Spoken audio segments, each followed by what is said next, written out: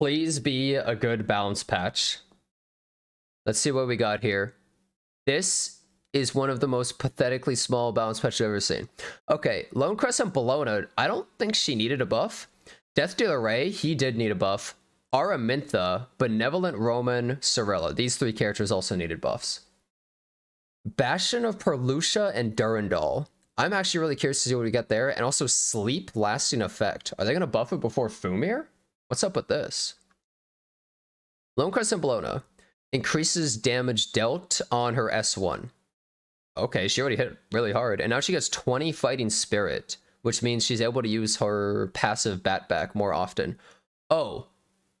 Also, more damage on her S3, lower cooldown, and you get 2 souls instead of... Oh, you get less Fighting Spirit. Wait. Bro, this already nukes people.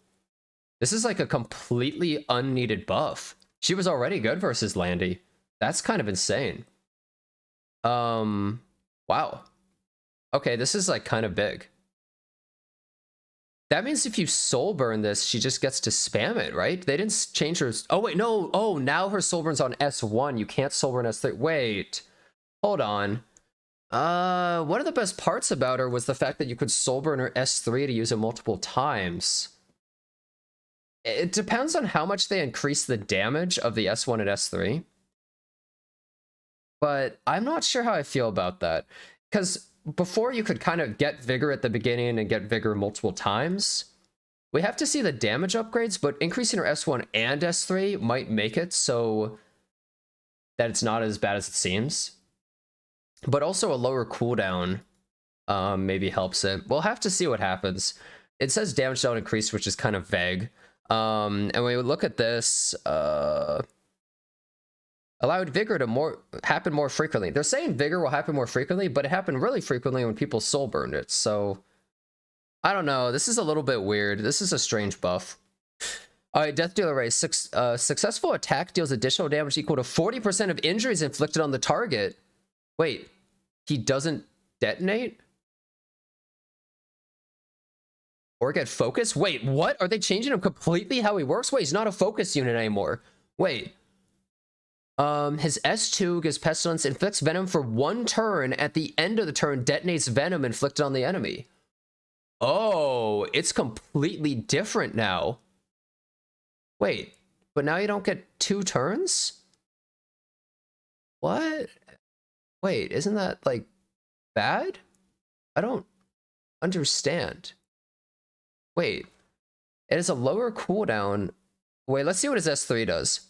Oh, he dispels buffs from all enemies with his S3. I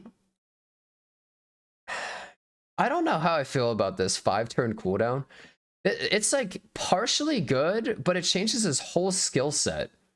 So now he just doesn't work the same. Before, it was all about you start with S2, you lead with S2, you inflict a bunch of injury on the opponent, then you use S3 to detonate all of it. Now he has to individually constantly detonate people one by one.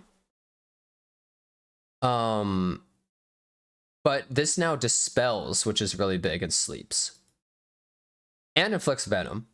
So... Huh.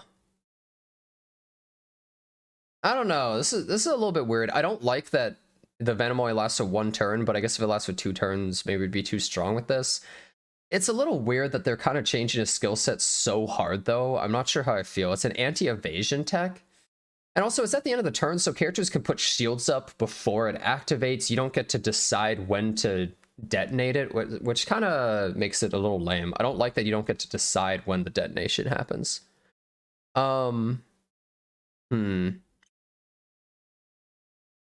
I guess...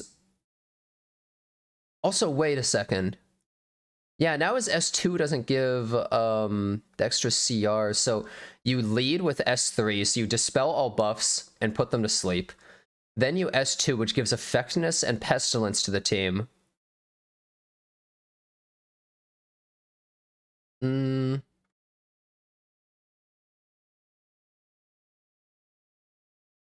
don't know, this is really weird. What are they saying? Takes considerable time to unleash his full potential. He'll undergo adjustments to make use his abilities more quickly, allowing him to use it early in battle. So now he's kind of like Shuna. I guess he's technically also partially a counter to, I don't know, Bryceria or something.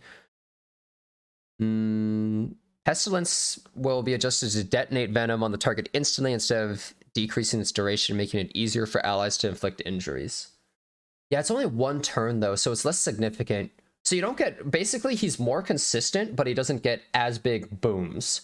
Because it used to be like you could really get like a huge boom of injury in like one turn, like go crazy.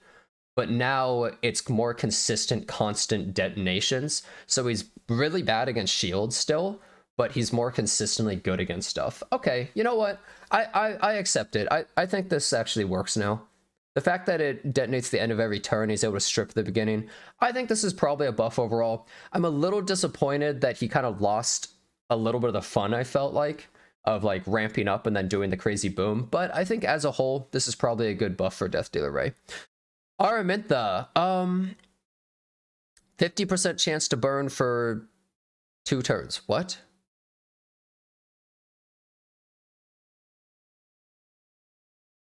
What? Okay. And gets 30% combat readiness instead of 25. And now our S3 is 70% chance to stun. What is this trash ass buff?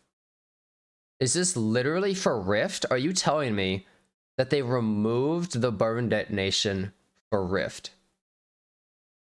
Like, why would you want to not detonate it? It's literally worse. What? Like, it's literally nerfed just for Rift? She's not even good for Rift, right? All she puts on is unhealable and burn, right?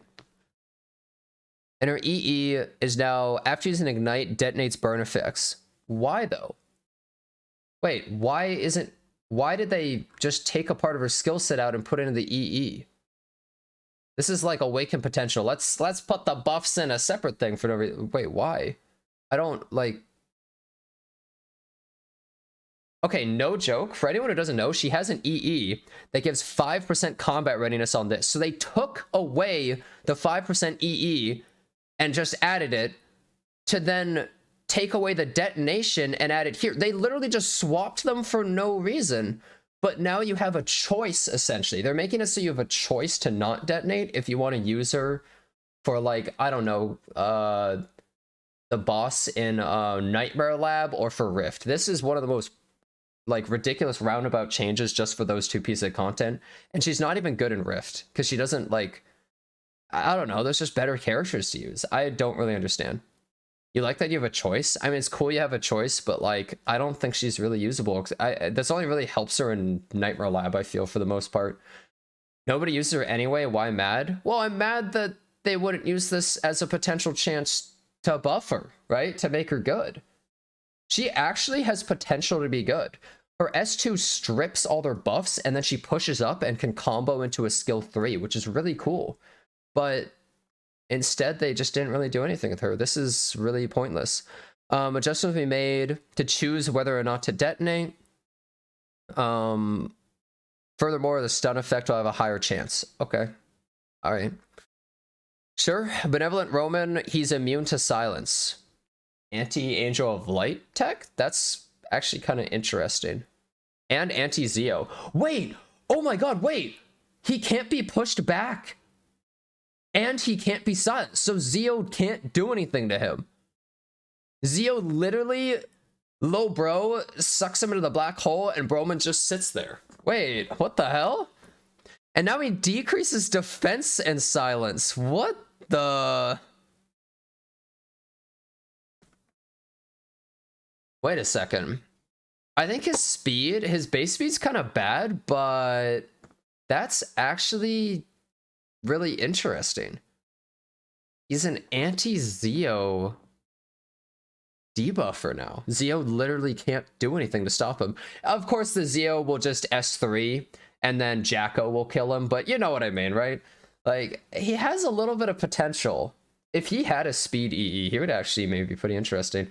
Okay, I actually like that. That's very interesting. Okay.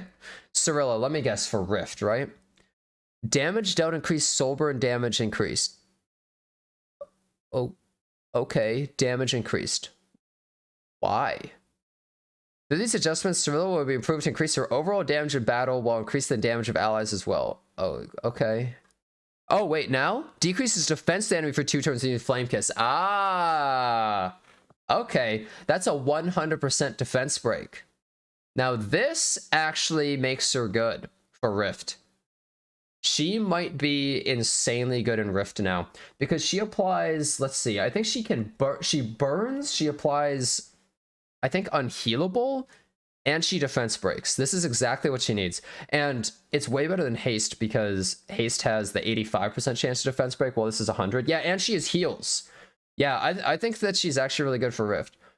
Stop coping, but like it is good for Rift. Like I'm not lying, it's literally good for Rift. What? I mean, what were they gonna do? Make her RTA ready? Make us her S3 like blows up the whole enemy team? Bro, she's no way she's gonna be for RTA. Look, she's trash, okay? So at least she's usable for Rift. I think that's a win for her. Bastion of Pelucia. Oh, grants the caster and ally in the back row immunity and the barrier. So that's like more sort of like anti-Lua in a way, maybe? I don't know. That actually, I mean, that's a huge boost of tankiness. It's not like amazing, but it does make it better. I don't know if I would still use this. There's only a few characters such as like Eden or T. Crozet that were really using it before anyways. I'm not really sure if this is gonna make it used more. Yeah, that's about it. Durandal. Increases combat readiness by 4 to 8%, which is less, and when there's 75% health or less, increased by 48%. Okay. I guess, yeah. So now you always push when hit, but now you push more. It's you get the same push in the end, but if you're at full health, you still push 8%. So, I mean, it's better, but lasting effect. Cut on act for a certain amount of turns. This is sleep, by the way. Decreases crit resistance by 100, or critical hit resistance by 100% when suffering damage is dispelled. Now it's changed to and evasion. Oh, that's a big deal. That's a huge deal, actually. Oh my god, wait. You can't evade. So that even means that if you're like a water unit attacking an earth unit, you'll always hit as well. Yeah, that means Rei, Shuna, Fumir are like way better. They're way, way, way better. That's actually a really big buff to sleep. Who else is able to sleep? Well, wait, that actually means Death Dealer Rei is getting a huge boost. Poor Horizon? Yeah, I don't think anyone's using her. Oh, Sage Balance is on. Oh yeah, Moon Bunny. Huh. Well, she's not really going to ever sleep someone with evasion, though. We got to be realistic here, right? They're doing this before Fumir's coming out, I guess, to make it so she's more usable against Aiden. Yeah, so non-attack sleeps are definitely buffed. Very interesting. Decrease evasion by 100%. So these are the buffs coming out on the 23rd, huh? So, as we can tell, they clearly made a really small and lame balance patch, specifically because they planned Awakened Potential. Now, they could totally have just taken all those Awakened Potential buffs, such as Crowd getting Escort, and put them into this patch, because they have 2 weeks to release it. I think that is plenty of time for something they were already prepared to release, already would have been in the game. Instead, they decided to add none of it to this, maybe to punish us for our hubris, I don't know. But, I mean, I'm going to be real with you. Why even lower the amount of characters in this balance patch, even if you are having Awakened Potential? Why don't you just shake up the game a little bit and you implement Awakened Potential and a big balance patch, right? Like, wouldn't that have been good? Instead, they decided to give a really tiny balance patch, and since we don't have Awakened Potential, they're just like, yeah, we're keeping a small patch. Like, they could have just taken the buffs on Awakened Potential, put it here, without any of the imprint nonsense, and without any of the base stats, and people would have been really happy. I think this is a really disappointing balance patch. I don't even know if Lone Crescent Bellona's change is a win. Like, basically, like, all in all, she gets a weird change that's possibly good, possibly bad. It's kind of mixed. There's some good things, some bad things about it. As a whole, it might be good. Death Dealer Ray's change, I would actually say is a win. It's really strange. It took me a while to fully understand like what they're trying to do with it, but I would say as a whole, he's way more usable now. And I think he might actually work because he was having a lot of trouble and really struggling in the game. I think he might actually totally work now with his S3 being usable in turn 1. Araminta, still useless. Maybe you would use her for Nightmare Raid or like kind of a whatever sort of pick in Rift. Benevolent Romann, he is now an anti-Zeo pick, which is interesting. We'll have to see how that actually pans out. But he could actually be a really good like aggro or cleavy sort of character since he's one of the only anti-Zeo openers. You could have a Guiding Light opener and Benevolent Romann as your 2 openers, and Zeo just can't stop you from acting. Cirilla's change is clearly aimed just at Rift, and it's kind of whatever. Not really that crazy, you know, just for one piece of PvE content, but it is a 100% chance to defense break, which is really huge. I think a lot of people might actually start using Cirilla for it. I think she's a really useful debuffer for that content now. Bastion of Pelusia change is nice. I'm not sure if we're going to see a ton more use, but it could totally help some of the people already using it. And Durandal is basically no change. The sleep change is really big at making it so now characters like Shuna and Death Dealer Ray are able to actually counter Aiden, which is awesome. So I think that's a very positive change. But all in all, disappointing balance patch. I think the biggest winner is Death Dealer Ray and Roman. But we'll have to see how much they're actually going to be used in the game, especially when the meta is so slow. I think just kind of a lame patch, and I think Smallgate played it a little too safe. Shame that Awakened Potential couldn't have been reformed into buffing the characters without the imprints, but yeah, I mean, that's pretty much the gist of it.